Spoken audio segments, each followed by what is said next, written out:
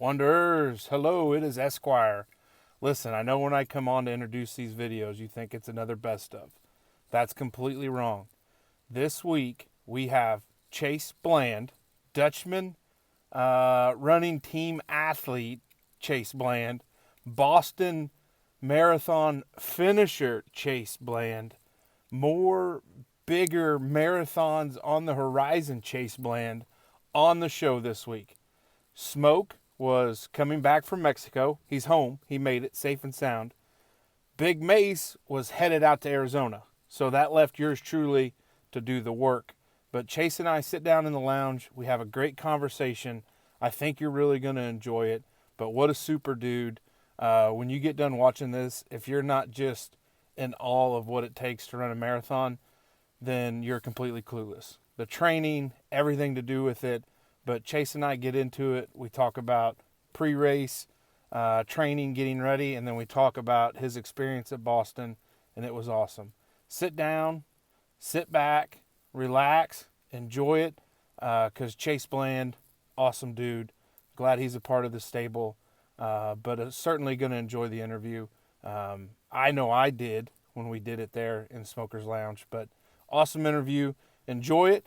Good news is, next week, we're back, all of us, unless I decide to go somewhere, which I may. You never know. But for right now, we'll be back next week, regularly scheduled programming. But this week, enjoy our buddy Chase Bland. Dutchman out. You don't have to run a famous podcast to need the help and expertise of our friends at Branded by Woods. Whether you're in charge of a local group needing shirts or run a business and need a fresh logo, Branded by Woods can help. Brand recognition is paramount in today's society. At the Dutchman, we've worked with Branded on multiple projects, from our first logo design to merch lines. We always find it easy and stress-free to work with the team at Branded by Woods. From initial design to final approval, the process is great. Give our friends at Branded by Woods a call and do something creative today. Hello, Wanderers. Welcome to a very special episode. You're going to notice a little slight difference in the lounge right now. First off, there's no big crowd distracting. It's pretty quiet here in Smoker's Lounge. The second thing you're going to notice is we're missing the other two heavyset guys that sit around this table, and we replaced them with an upgrade for sure. We've got an upgrade for sure. I'm sitting here in the lounge with Chase Bland, and we brought Chase in today. We are going to talk about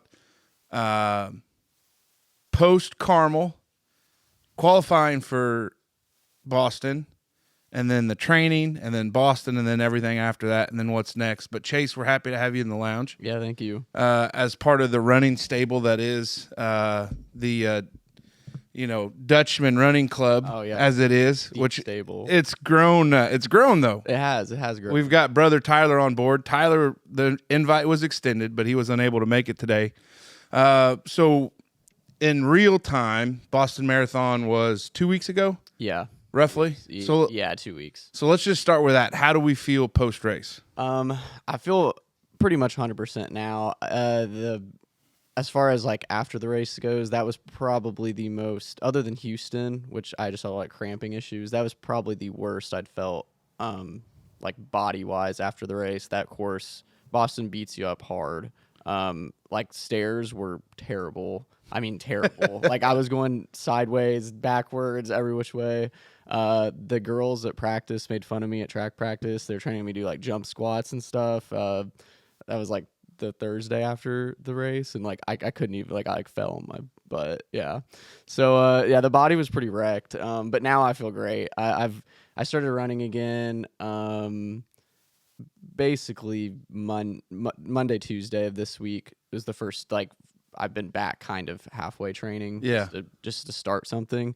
But before that, it was like I did 2 or 3 2-mile runs or something, and they were pretty rough. But yeah, and we can talk about it more as we go on. But that's excited that you're back. Glad you're feeling pretty good. No injuries, as crazy as it seems. You could get some injuries. Yeah, I haven't had anything. I mean, there was like, that was kind of why I did some of those smaller runs, like right after the race, was just to kind of loosen your body back up, but also to make sure there wasn't anything like majorly wrong. Yeah. And I didn't really have anything, just some like ankle stiffness and some like weird stuff, but no, nothing like crazy. Yeah, that's awesome. So let's get all the way back to the beginning, kind of the origin story. Obviously, it's kind of, we've talked about it before. We were down at the Legion. We were talking about it. Houston had come up. Obviously, Houston was a great learning experience. Yeah. Weather, I don't know that people don't realize how much weather plays into this kind of situation.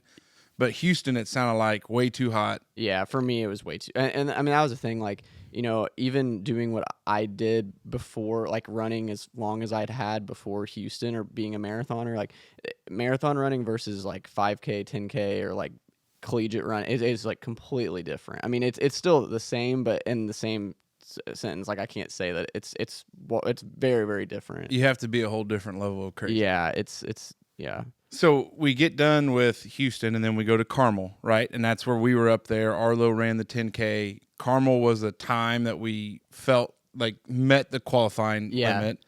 But remind people that just because you're under that, it kind of fluctuates on the time. So basically, the qualifying time for my age group was 3 hours. So I went into Carmel knowing I probably could have ran faster than what I ran at Carmel, but I just really wanted to do the qualifying time, and I'd hoped at that point, because the previous years, which COVID kind of messed all the qualifying stuff up, but in previous years, if you had been under the qualifying time, you'd got in for the last like 2 years, I think, prior to that. So I wasn't 100% confident, but I was like, let's just get the mark, and then if I don't make it, I don't make it. But let's just get the qualifying time, and then at least I can have a chance to go. So I just went for sub 3, pretty much ran relatively smart the whole race just to try to get the sub 3 and got it done. That was all I really wanted from that day. Yeah. So yeah, then I guess you fast forward 6 months later, and I'm like, so I sign up and everything, and I was like, I don't know, I'm getting a little nervous. I think I'm gonna get bumped, and and then end up being like, I don't even remember what that first year bump was. I think it was like 6 or 7 minutes or something, because I missed it by like 2:50 or something like that, I think. Yeah, I forget. I wasn't that close. I mean, I was, because you hugged the 3 hour line pretty much the whole way. Yeah, because we were not only were we rooting for you and Arlo, but the Pacers, because they, it's kind of like officials in basketball or umpires in baseball. It's a lot of pressure being a Pacer in a lot of those groups. Well, I mean, people that train like years to try to go sub 3, and like if they have like one bad day, I mean that's like huge because people rely on them. So the Pacers are big. Yeah, and that's what the guy we talked to, he just started running because he got a divorce, so that's what he started running for. So we go to Carmel, we have that time, and then we wait to apply for Boston, and then we find out we don't. And then I don't think you ran anywhere in between Carmel and applying for Boston, right? No, I didn't. I thought about doing a couple races, but I was honestly I had to have a surgery after Carmel, which was like it was totally fine, but it was just like something I'd pushed off for a long time. And then So I ended up having to take like 2 months off after Carmel. So I was kind of like, I wanted to do another race because I was kind of worried, like, I don't know if my time will get me in, but I could, like, I wasn't in enough shape to really do anything. Then sign up for Carmel, don't get in. And then after that, I would have ran Monumental Marathon in Indianapolis. It would have been in 2023, right after that. So it would have been like November, end of October. And the Monumental one, that's the one where you flew. Yeah, that's where I ran 2:47, I think like 2:47:07 or something like that. It was I had really, really, like, basically from, I want to say probably when I got back into training after Carmel would have been like June, from like June until Monument. Like I was very fit. I felt really good. And in the back of my mind, I kind of knew, like, I don't know that time was going to get me into Boston. And then once I didn't get in, then it was really like, okay, from September, because it was like, I think like September 9th or 10th or something is when I found out I wasn't getting in. So from like that point to November 1st, I mean, I was like all in. Like I'm going to kill sub 3. Like I'm going to be in Boston in 2025 for sure. Yeah. Well, that's cool. So then you run the Monumental, you fly, your time comes in, and then we find out the good news, we've qualified for Boston, which obviously has been the goal the entire time. Yeah. So finally, I do 247, which, I mean, I knew like once I ran 247, I was in. Like I didn't really have to, I mean, technically you're not officially in, but I knew I'd be in.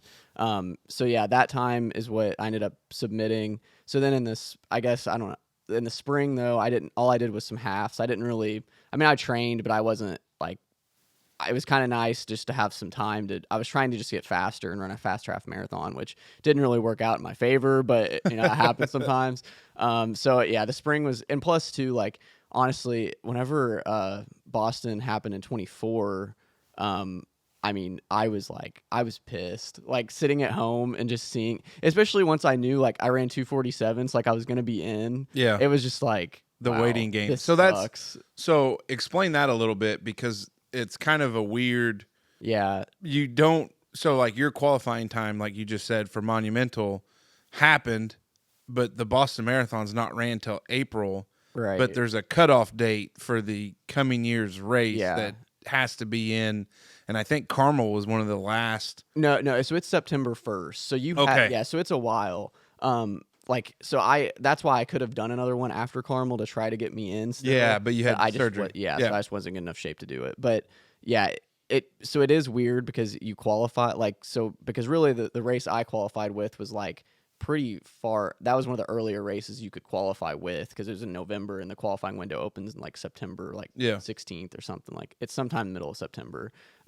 So I qualified really early, but it just stinks to be sitting there at home and you're like, wow, like I ran a time that deserves to be there, and just to like watch. I mean, I was so like, I'll never forget, like I was at work, and because it's on Monday, so I'm sitting there and I'm just like, wow, this is like, I like almost didn't even want to watch it because I was so pissed. Yeah, it sucked to watch, but it did make it like, I knew having that experience, like, I've been gifted a lot with running, and like I'm not gonna say like I haven't had to work for what I've got. Yeah, I definitely have, but like I think I truly, and I think a lot of like especially post collegiate runners like kind of underestimate this, but how hard it actually is to get into Boston. Yeah.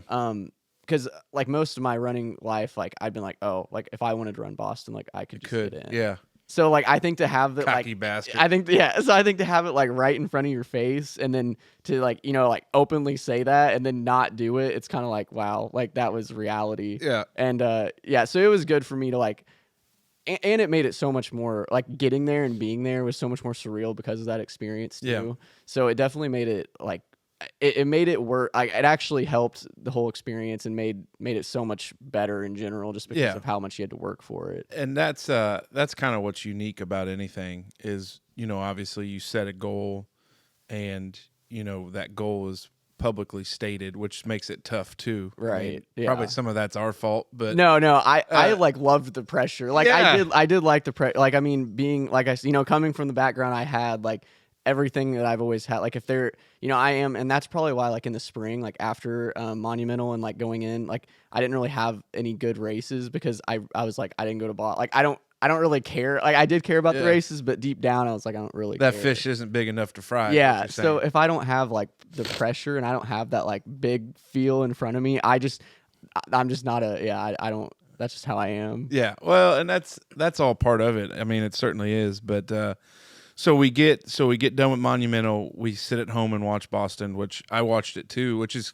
it's kind of weird. Like obviously I'm not a runner. Like it's pretty clear that I'm not a running type, but there's just something about human beings pushing themselves to the limit to go do something like that. Yeah. That is just fascinating to me, because the mental warfare that goes on during these races and the training and all that other stuff. It's like, it's just something to appreciate. Yeah. And that's like, it's like, why the hell do you do yeah. that? Well, and I quit like I used to feel that way about soccer. Like I couldn't stand watching soccer. They'll play for 90 minutes and it's a 0-0 draw. And then you look at these guys absolutely beat, exhausted, technically ran like 9-10 miles in that amount of time. And I don't know, these sports of endurance are just something that's like wholly unique that we don't understand, because a lot of our sports circle around, hey, we got 4 quarters or we got 2 halves, or to get to this point. But when it's a race against the clock, Yeah. which is what this is, it's a completely different battle. So Right. I enjoy watching it because, you've broadened my knowledge about running to where, when you're looking at those times and it's not just like Yeah. you just see somebody out running and you're like, oh, that's all there is. Yeah. It's cool to see, like, there's so much more that Yeah. goes into Well, and you're looking at it and you're looking at, technique and what's his efficiency as his stride and, does his body look loose? Does he look tight? Like, how's his face? And you're like, I didn't know any of that stuff, but you start to watch it. So it's pretty unique. Before we continue on, though, we're going to take a quick break. May is Military Appreciation Month at Hopf Outdoor Power. They are honoring our local veterans by partnering with Boot Campaign and giving away a pair of Reebok Nano X1 or Garment T8 tactical boots to a local veteran. All you have to do is visit one of 3 Hopf Equipment or Hopf Outdoor Power locations, show proof of military service, complete a simple registration, and you're set. Drawing is May 30th. We love when local businesses give back, and at the Wondering Dutchmen, we support the troops and veterans in our community. That's why we love Hopf Outdoor Power. Thank you, Hopf Outdoor Power. Veterans, do your thing. Sign up today. All right, and we're back, and we're talking to Boston Marathon finisher. Doesn't that feel good? It does. Boston Marathon finisher, Chase Bland. We're here in the lounge, and we're talking about getting to the race. So what was the training dynamic for Boston coming up after, you said you did some races, kind of disinterested in it, but when did your training really kick into where you're like, oh shit, it's time to go? Yeah, so I ended up, so I guess after the spring, really, like, and had some of those halves last spring, I ended up, so I ran Monumental Marathon again in 2024, and so the whole lead up going into that was, I got, not to a spoiler, but kind of, so the whole lead up going into that was I was trying to qualify for another race as well, because I already knew I was getting into Boston then. Yeah. I'd sign up, I got everything, I was in. So I was trying to qualify for another race as well, but in the meantime too, I was just wanting to be faster. Like, I just wanted a faster time. And the other thing too was with Boston, it is, so they have like wave starts. So there's like 4 waves. Yeah. So in the past, there's been, which it doesn't, it does matter, but it doesn't matter. So like, I typically am somebody who does not like the heat. So Boston starts later in the day.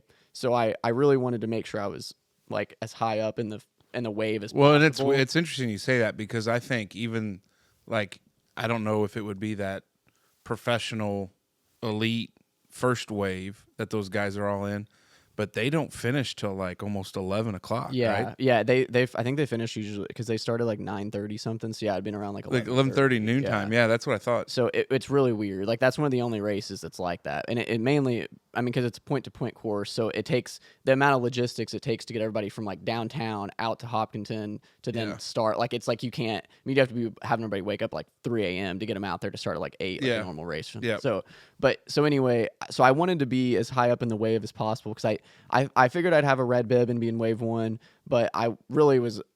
I was like, with the 247, I figured I would be, but I wanted to make sure I was in the higher waves just because I wanted to be able to start and get out and not have to run. Because 15 to 30 minutes when you're talking like noon, and that's like to me that's a big difference. It could be significantly warmer at like 1:30 versus 2 or 2:30. I would agree. So so that was the other reason I was just trying to get a faster time to start higher up in the field.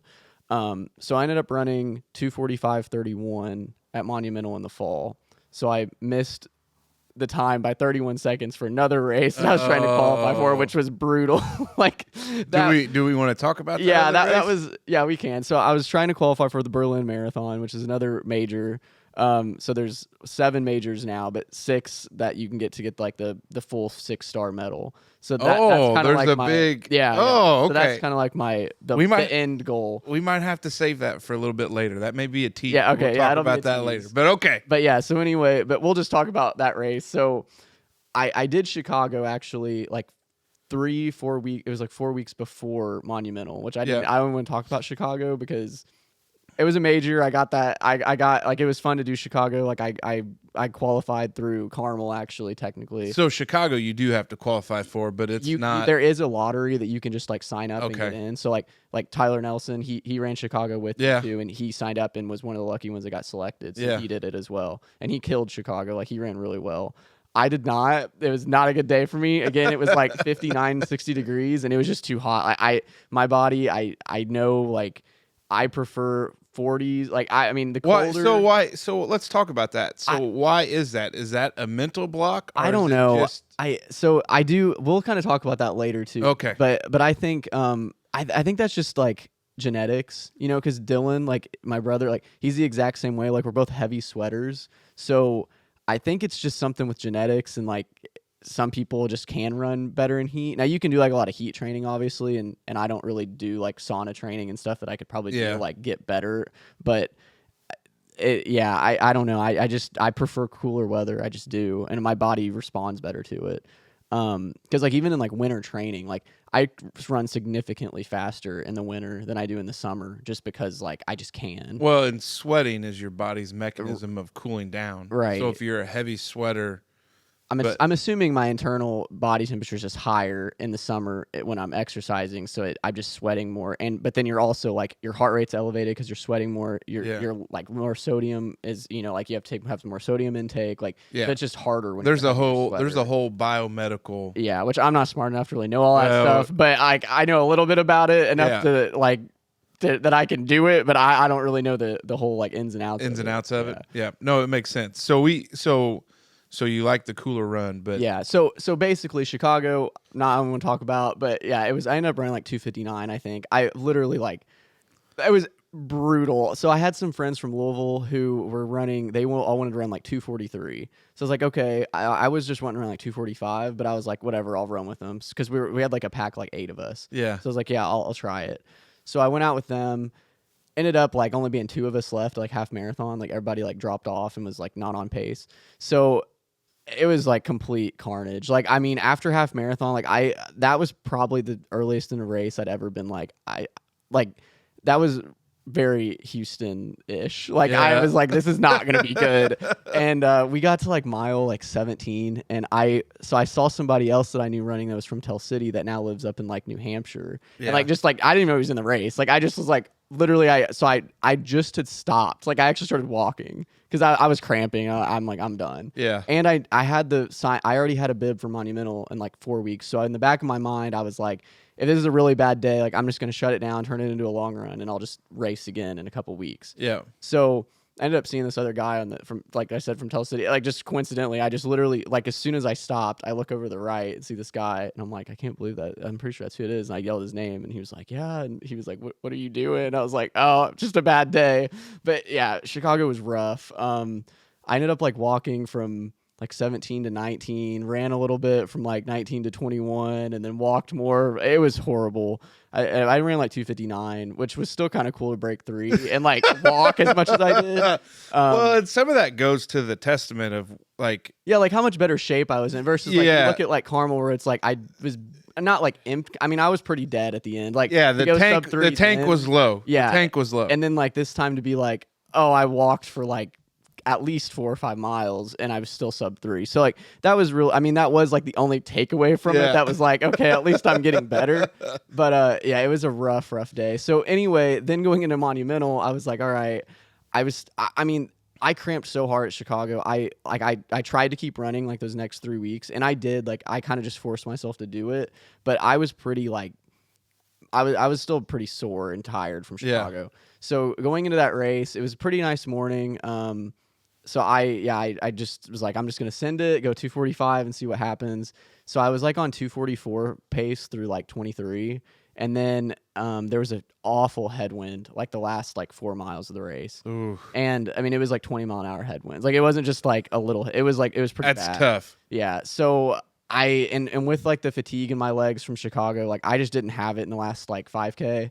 And it was brutal because so at that course, you take like, it's like a right and then you take a left and then another right. It's like a long stretch, and then you go like right, left, right. And then when you take the last right, it's like 150, 200 meters and you can see the finish line. Yeah. And so like I knew like I was really close still to sub 2:45, but I really couldn't tell like where I was at on the court. Plus I like at the end of a marathon, it's so hard to even think. Like you start like going in and out. The brain fog comes in, yeah. So I make the last turn and I like looked at my watch and it's like 2:44, like 58, and I'm like, wow. And I could like see the clock change from like 2:44:58 to like and then to 2:45:01 because it's like you have to be under 2:45. Yeah. So yeah, that was pretty brutal to like literally run like the last 30 seconds of the race and just be like, and then like I was like at that point I wasn't even like I was still running, but I was just like finishing because I'm like whatever, I missed it, like I don't, and everyone's like screaming at you to run like faster, and I'm just like I'm over it. yeah, I'm not gonna yeah. So that was awful to see. But it was good. I mean, I still PR'd, and like it made the whole like training going up to that point like still like successful. So being under the 245 puts you in the first wave at Boston. Probably. But it was more so for Berlin was what I was. Oh, for Berlin. Yeah, okay. Because I had to be under 245 because then you're like. So they have, which I guess the Boston would still be considered a global race in and of itself. Yeah. So it's kind of one of those deals where they have a little bit tighter of a. So like the way that Berlin does theirs is they just like, I don't want to spoil too much, but like they have like they have the same thing. So it's kind of different from Boston where like anyone can sign up at Berlin. Like they have an open lottery, like you could sign up, like anyone can sign up. So you can sign up, but then they'll have like 1 million people sign up. Then they only take like 30,000 of those. Like there's not that many people that get selected. It's a tough thing. Yeah. And then, but if you run under like 245, then they have to like if you're under 245, you're in. Like that's the best way to put it. So it's not like Boston where if you're like 244:58, you have to wait. Like no, like you're in. Like, you're that's good. It. Yeah. So let's before we jump into the rest of training to get to Boston, let's take a quick break and we'll be right back. Mayday, mayday! No, we aren't going down on a plane, but your old pellet smoker isn't cutting it anymore. Nick Merkley in Southern Indiana Hardwoods is ready to help you. Whether it's a new Green Mountain grill or pellets, Nick has you covered. Skip the box stores where they sell cheap products and even worse service. Nick services what he sells and will even make house calls in and around the DuBois County area. Don't wait until it's too late. Call Nick at Southern Indiana Hardwoods today. All right, and we're back. So we run the Monumental, and then we come in just over that 245. But we're still happy with the time. Yeah. And so the Monumental is ran in what, November? Yeah, it was like right at like the first weekend in November. Yeah. Usually. And so Boston's ran April. Yeah. So from that point on, after Monumental, I took a couple, like I had some down weeks, just to recover and mentally kind of like even doing any marathon build, like it takes a lot out of you mentally. So yeah. I did Chicago and Monumental, so I was like, I'm going to take a little bit of time off. So I think I took like 2 or 3 weeks of like every other day or just kind of whenever I just felt like running. Yeah. And then I got back into it, and that would have been like basically like December 1st. Yeah. So from December, I think it was like right around Christmas, was like, I think 16 weeks to Boston. Yep. So I was going to do a 12-week build this time instead of 16 because from the past I'd felt like the 16-week builds had not that there's anything wrong with them. I didn't feel like, I felt like my body got really beat up during it, and I just kind of was like, I think in a 12-week build I can mentally like attack it better. And be like, okay, it's just 12 weeks. It's because like those extra 4 weeks are like, I think the hardest part of a marathon build is from like weeks. If you're doing like a 16-week build, is from like weeks 10 to 6 are pretty rough. Yeah. Versus if you're doing like a 12-week build, it was more like weeks 8 to 5, which was just a little bit easier to like mentally grasp because you're only like 4, like you're so close that you can kind of like taste it. So those weeks and that build up, that's probably where you're doing your super long runs. Yeah. So your high mileage, because then you start your taper down from there. So basically, it was like 16 was right around from Christmas. So I mean, I was still running. Like I was just doing like routine runs, just not anything crazy. I mean, I like my long runs were probably like, I want to say they're around like 14 to 16 miles, like just doing normal stuff. By the way, how he just said that my long runs are just like 14 to 16 miles, like it's no big deal. You go out and run 14 to 16 and see how it feels. Go on. So I was just doing normal stuff for me. And then once we got to 12, that was when it was like, all right, like this is it. Yep. And I really wanted like this build to be like, I was going to put everything I had into it. And like I didn't want to get hurt, but I was like, I'm going to put more into this build than I've done to any other build. Yeah. And I felt like the race owed that, like just going to do a race like this was really cool. And I was like, I want to give my best there, not just because of me, but because Yeah. like it's the Boston Marathon. Well, Like, and this is like the biggest stage That's for the an amateur deference runner. given to it. Not that any other to our friends at Monumental and Carmel that organize those, your races are great. We're not saying they're not. You just aren't on the level of Boston. Yeah, it's just it's Boston. Like, It's Boston. different. Yeah. You don't even have to say like anything else other than Boston. That's Yeah, it. and all in the running community, which we're a part of. You say Boston, you know. So yeah. So it's interesting though that you bring up, and I just want to talk about it real quick. The 12 to 16 week build. So I mean, I would consider you to be an elite runner. Now I know you're not like the guy that won at 2:04, Yeah, I'm 44, not. Yeah. but like what do those guys do on their builds? Are they at such a constant state where they can ramp up in less time? Yeah. Where more of, you're not a hobby runner. Like I think of a hobby runner as, hey, let's sign up for a half and then we'll train and it'll be great. Like, those are longer builds, but like where you're in that constant state of, if your long run's 14, 16 miles, you're only looking at what, 10 or 12 more miles to get across the finish line. Yeah. So what's that look like for buildups on different levels? Yeah. So that's a good question. So I mean, I'm not like an elite level coach or anything. I do coach Tyler actually. So if somebody does want me to coach them, like reach out. I will do my best to like do it. It does take a lot of time, and I coach like high school kids too. So like, I'm sorry if I haven't like reached out. If people have and like I haven't messaged them back, like sometimes like depending on when you ask me, it's just super busy. But like so. Do you have a running program for? Like a couch to 5K? Well, it would be more extreme than like Smoker's Lounge to 5K. I mean, I could get starts something. with a walking on the treadmill. Yeah, that's probably a good place to start. But no. So basically, I would say a general like just a person who is like in shape, but not like necessarily but not like not super in shape or something. Like they're gonna do, if they're gonna do like a full marathon, it's usually like a 20 to 22 week build. Yeah. And that'd be like from starting from pretty much nothing. That's insane. Yeah. To think that you're gonna spend 5 months. Right. I mean, you're talking. Yeah. And I mean, for some people, like, and it depends. Like, obviously, like where you're coming from. I mean, some people it can take a year. Like, it really can. It just depends on like where you're starting at. Now, like for like Tyler, like I do 16 to 12 for him as well. Like that's kind of where he's at. But he's done like 5 marathons. I think he's gonna be mad. I don't remember. It's either 5 or 6. But I mean, brother Tyler could have been here. That's just so. But he's done like, I mean, so he's to the point now where like he kind of knows like what's coming. Yeah. But I would say like for your first, it is probably gonna take like 20 to 22 weeks. I'd say at least. And but for the elite guys, most of them, they're usually racing like 2 or 3 marathons a year. So it's not that much different than what like I would be doing. So they almost run those probably quarterly, though, I would imagine. Right? Yeah, kind of. So it just depends because, I mean, all their stuff's financial. So like it kind of for them, it's like, when are we going to get the most appearance fees? What do those guys, I mean, before we go on, what do those guys make in running? It's like, that's actually a really good question that I really don't know the answer to. Like a lot of people, it's very guarded in the running community. Like it is. I'm a lot of the contracts with like all the shoe companies is very like closed, and they don't really just like, there's not a lot that's like put out there. I mean, I don't remember what the prize purse even was for Boston this year. I should know that, but I don't. But like that's kind of the only stuff that like is really usually like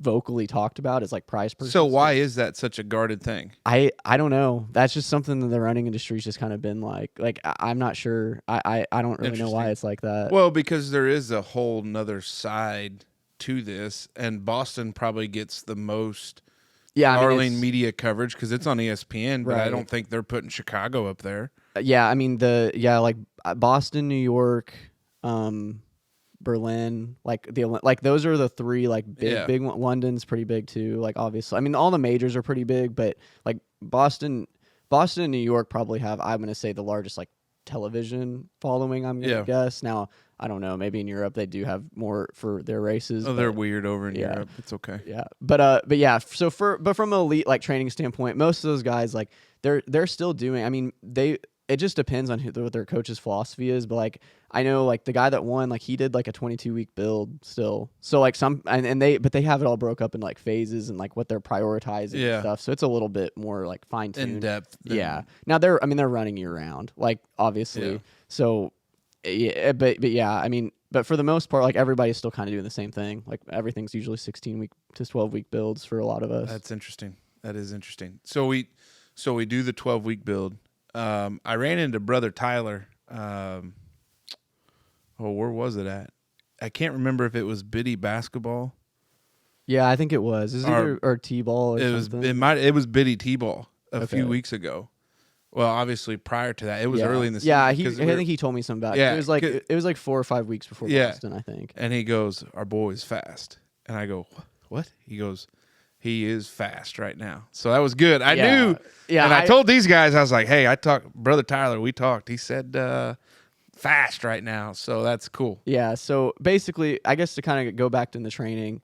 So the 12 weeks, like I think I did like 5 20-milers. Yeah. One of those was 23. But I did a couple build-up races. I did like a 10K in Louisville.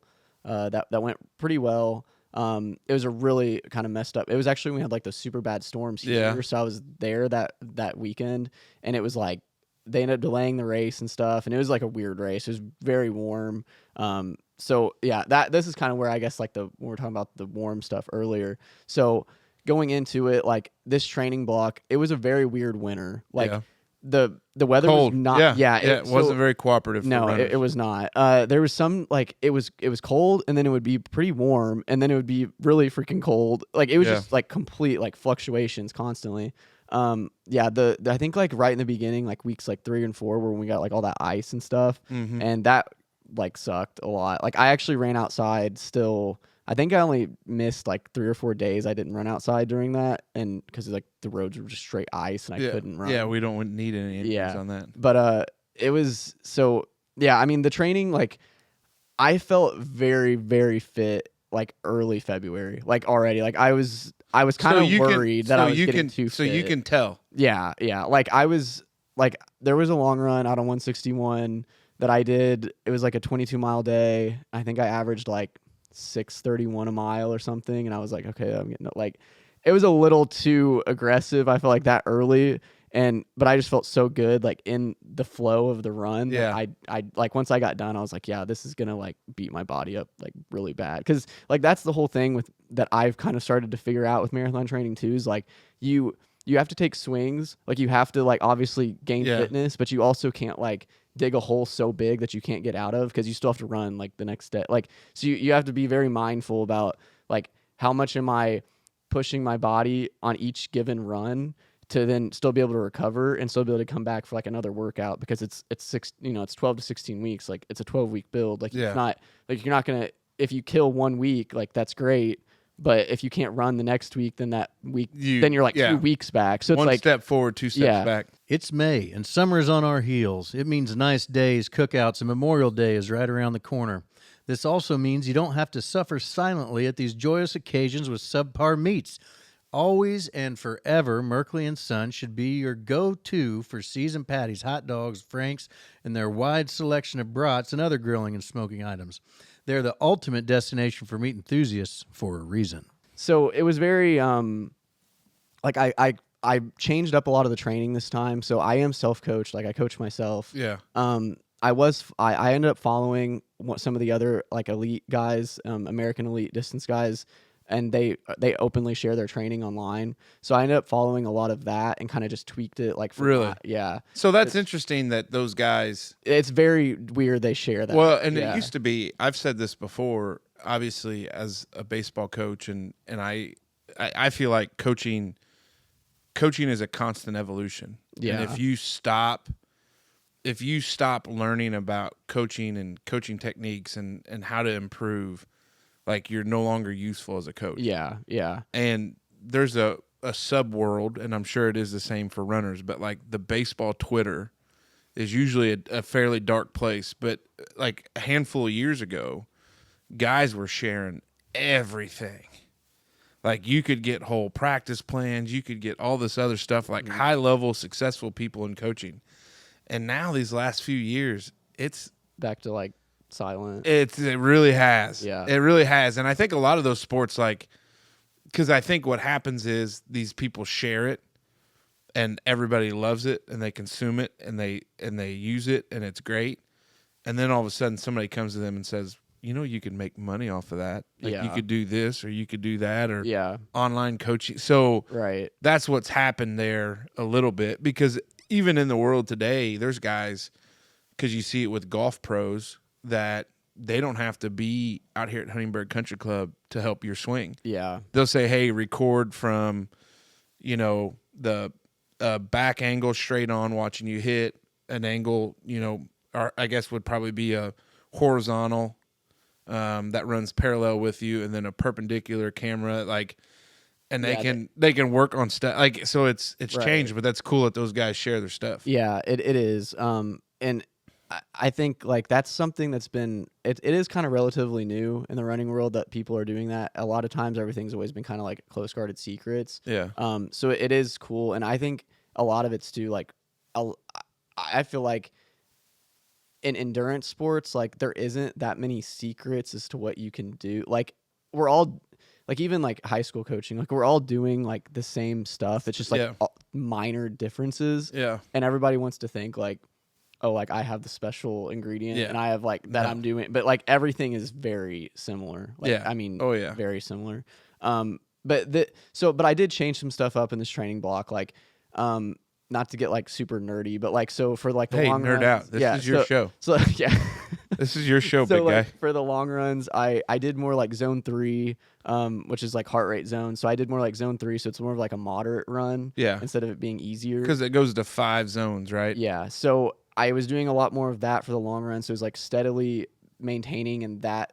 So it was really weird, because in the beginning, it was very hard to recover from, because it was harder than an easy effort. Because most of the time, a lot of the other marathon training methods is you either are running easy because it's all about recovery and just time on feet, or you're running faster than marathon pace or marathon. Everything's very specific. So being in zone 3 is considered to be kind of it's not really you don't there's not a lot of the old theory was there wasn't very much fitness gained in that zone, because you're running fast enough to where you're making things tired, so you're ultimately increasing your risk of injury. Yeah. But then at the same time, you're also not running fast enough where you're really gaining that much fitness from it. So it's why are you even in that zone then? Because it's just you're increasing your risk for injury and you're not getting that much return. So why put yourself in it? Yeah.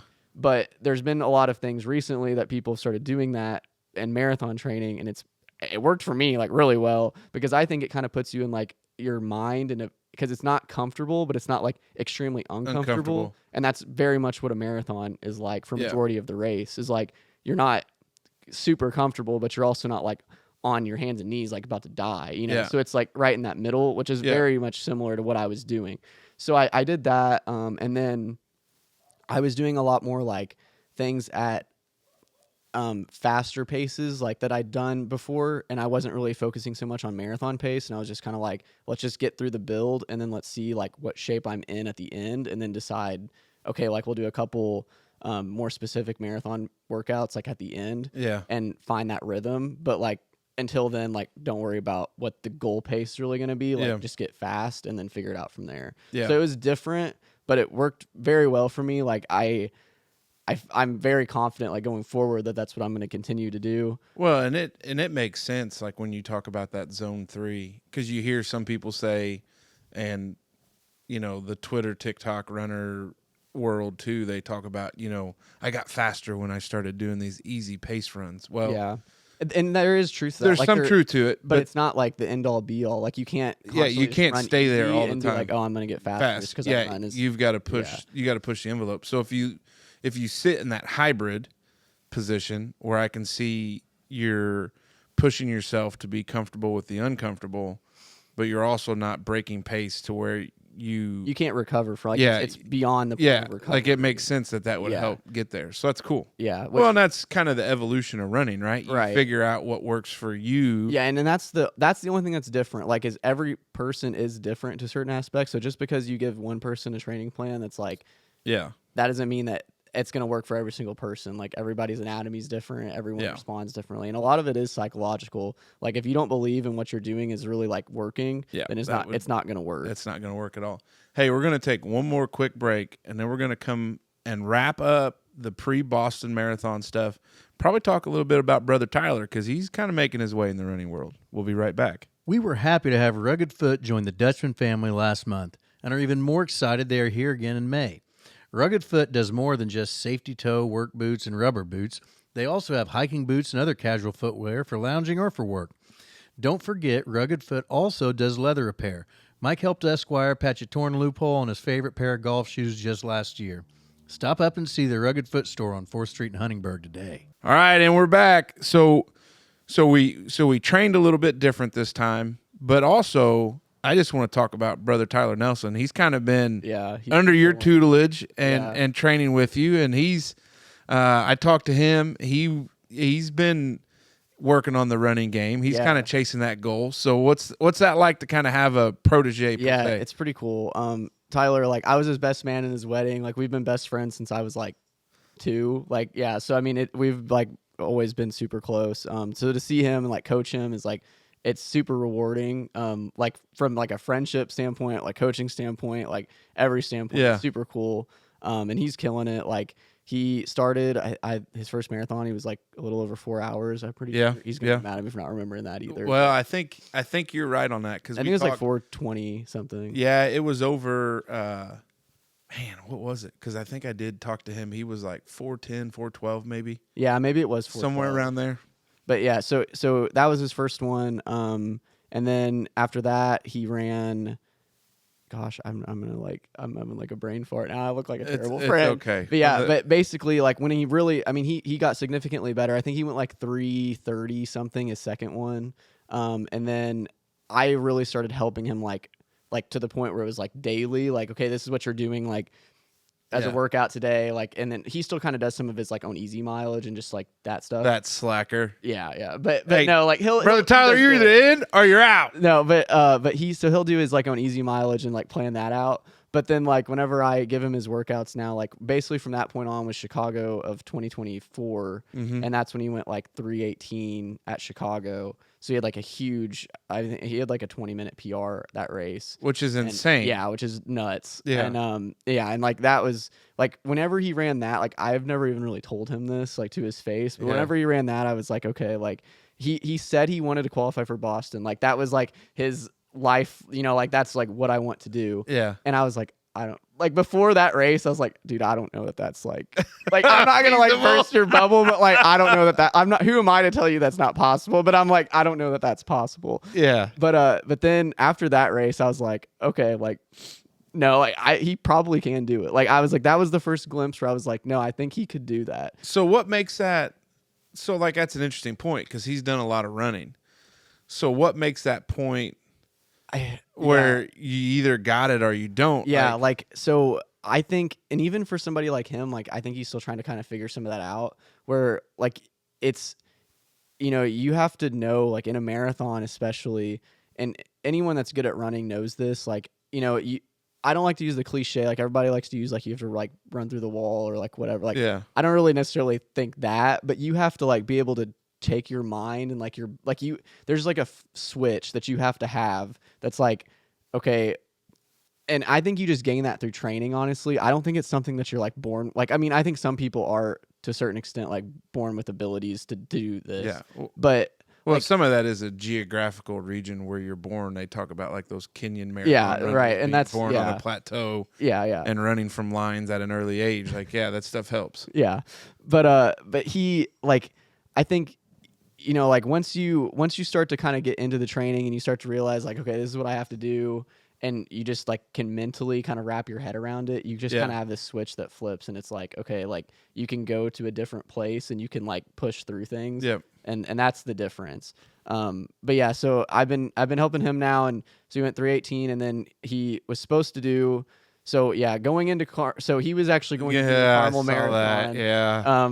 Like the Saturday before Boston. So he was going to fly from Carmel to Boston for the race after his race. And I was bummed because like I wasn't going to be, like I was like really excited because like I of course wanted to be there, like cheer him on and stuff. Yeah. And so I was going to already be in Boston, but so he was like, I'm going to do Carmel. I'm like, all right. So he had a training plan, you know, we had everything going. He had some injuries through it, didn't really have a great build, but you know, he was in pretty good shape and was like, yeah, we're going to see what happens. So he was just trying to kind of run, like he really just wanted a PR. But he really wanted to be like sub 315 for sure. And like we're just taking like each step at a time to try to get to, to beat you.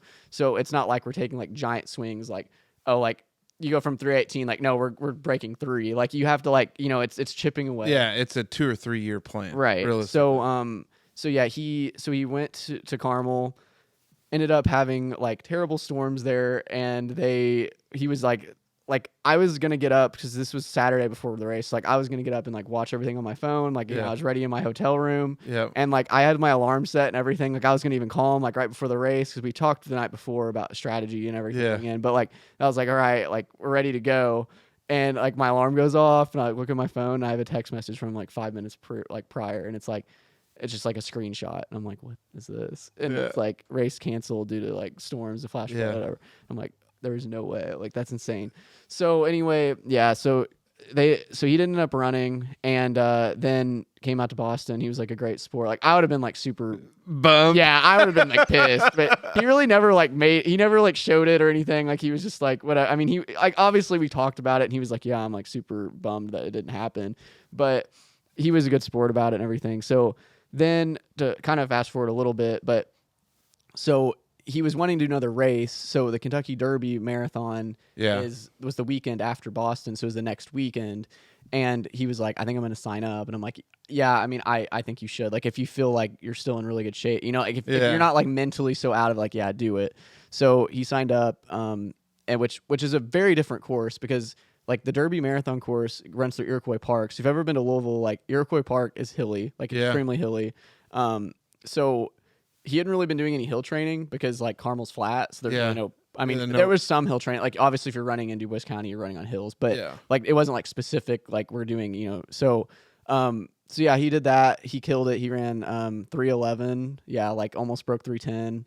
So yeah, it was awesome day for him. Like he killed it. Yeah. So that's kind of what Tyler's been up to, but so he's like getting there. So now we've just got 11 more minutes to shave off to sub 3, but they did end up making the Boston qualifying time 2:55 now. Oh. Yeah, so that kind of stinks. Move the goalpost. Yeah. So but the age group is like 18 to 35. So once he's 36, then he can't. Then it's once the age is out. Yeah. So that's what he's like. That's his thing. He's like, I'm just waiting for the age. But I'm like, no, we're gonna try to do 55. Yeah, we'll get there. Yeah. We'll get there. Well, that's awesome because I know he was talked to him, and obviously he's a big supporter of yours too, and it's cool for that. It's super like inspiring just to see him like do what he does. Like, I mean, he has 2 daughters. Like, I mean, they're super busy family. Yeah. Like, I mean, I know how much time it takes like to do it, and so to see somebody like him who's like doing it with all of those things, like it's a whole like. There's numerous times where like he'll